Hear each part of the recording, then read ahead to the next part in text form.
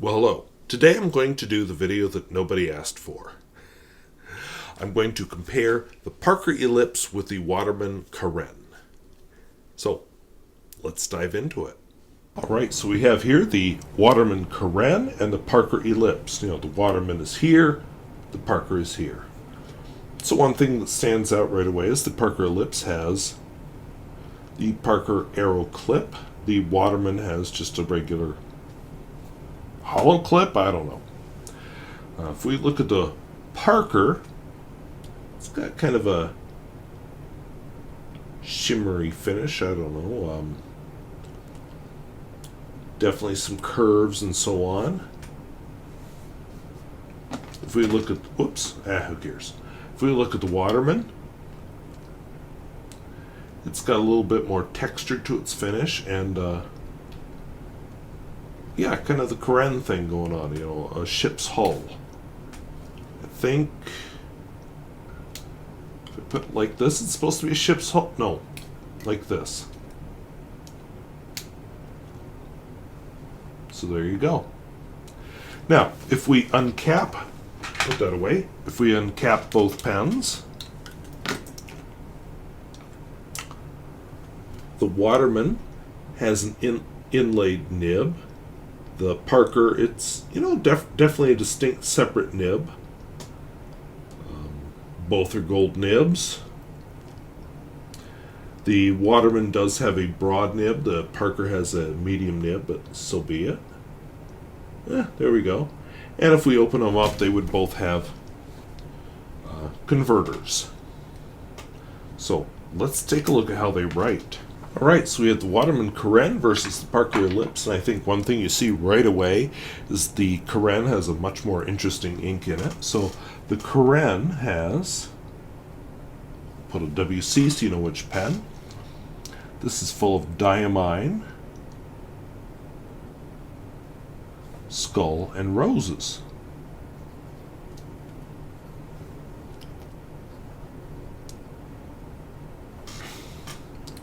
If we look inside the Parker Ellipse,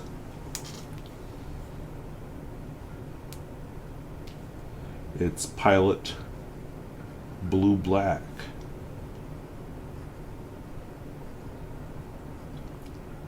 Which is actually a very nice ink, and the fact that this is dry means absolutely nothing about the ink. It's a feature of the pen. This is how the pen is, so yeah, deal with it. The Diamine Skull and Roses is a very sheening ink. Hopefully you're picking it up there. So, I probably should have had the same ink in both pens, but so be it. So, the first thing we want to test with both of these is flex. Well, no flex. The Waterman Carène is, an inlaid nib, and those have no flex. This is the Parker Ellipse. Again, no flex. It's not a inlaid nib, but it also has no flex. So what can I say? Yeah. Wetness and Flow. For the Waterman Carène, the Wetness and Flow. I guess I have to write the words, don't I?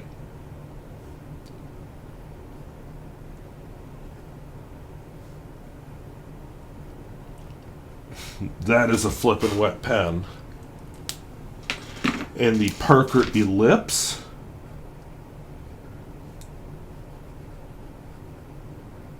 I think you can already tell.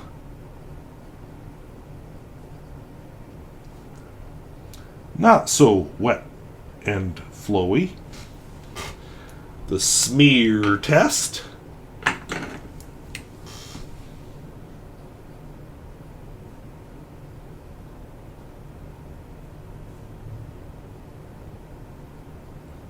I'm pretty sure this one's going to be really smeary.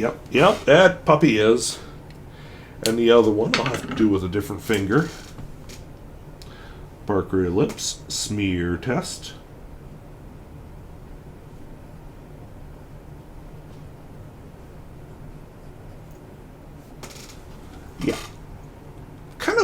surprisingly wet, but not as wet, as could be.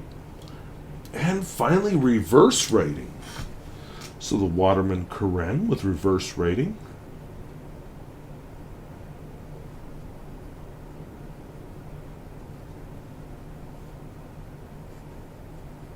Kind of scratchy, but definitely an ultra extra fine.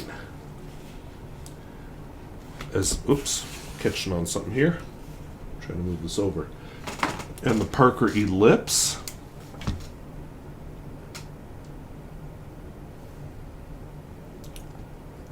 So write the words reverse writing.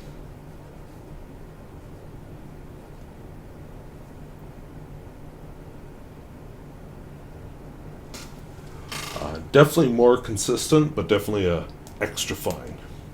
And finally, the world famous Pier Gustafson test.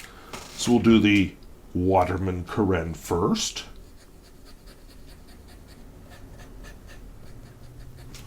I think that did very well. And then we will do the Parker Ellipse.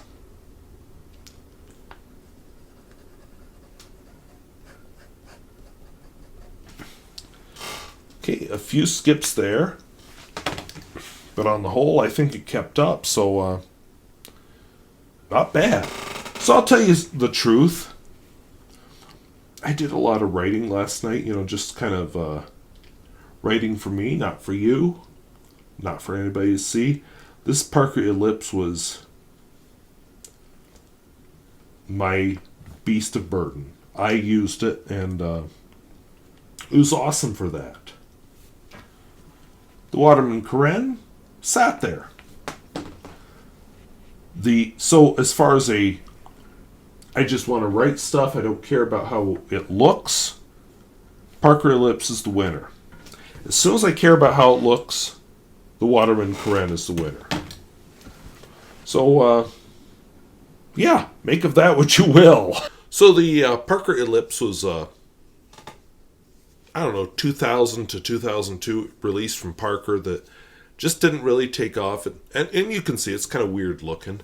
And I guess that's why. I don't know. Parker kind of has lost its big standing in the ranking of pens, but I liked it. I really liked the pen. My big complaint with it is so flippin' dry. It doesn't matter what ink I put in it, it is dry, dry, dry, dry, dry. And you saw that in this video. The Waterman Carène, on the other hand, is very wet. Now, when I bought the Waterman Carène, it came with a medium nib, but I was able to get a broad nib, which I like a lot better. But both nibs were very wet. The Waterman Carène is actually a very nice pen. Now, both pens, snap caps, both pens have a metal body. Both pens have kind of a reddish finish, although, they can all be found in different colors. But I think there's a reason that the Carène has continued to the present day and the Parker Ellipse just kind of fell by the wayside. The Waterman Carène is a much better pen. I'll just admit that. I really like writing with it. I really enjoy it. And I enjoyed it so much with the medium nib that I purchased a broad nib at about the cost of the pen, just to get that better experience because it does so well. I'm not going to give away my ellipse or anything. It has potential. But, yeah, there is a clear winner here, and it is the Waterman Carène. And you can still buy one. They are still out there. So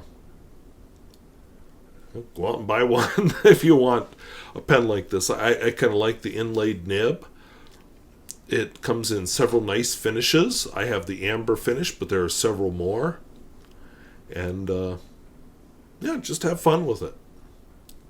So, anyway, that's the comparison nobody asked for. And I'm going to close this video off with a short bit of footage from outside. Because I am in the middle of a blizzard right now. I don't know if Well, yeah, I can tell you don't see anything through those windows because it's all white. But happy blizzard to everybody. Enjoy. So thank you for watching. Talk to you later. Bye-bye.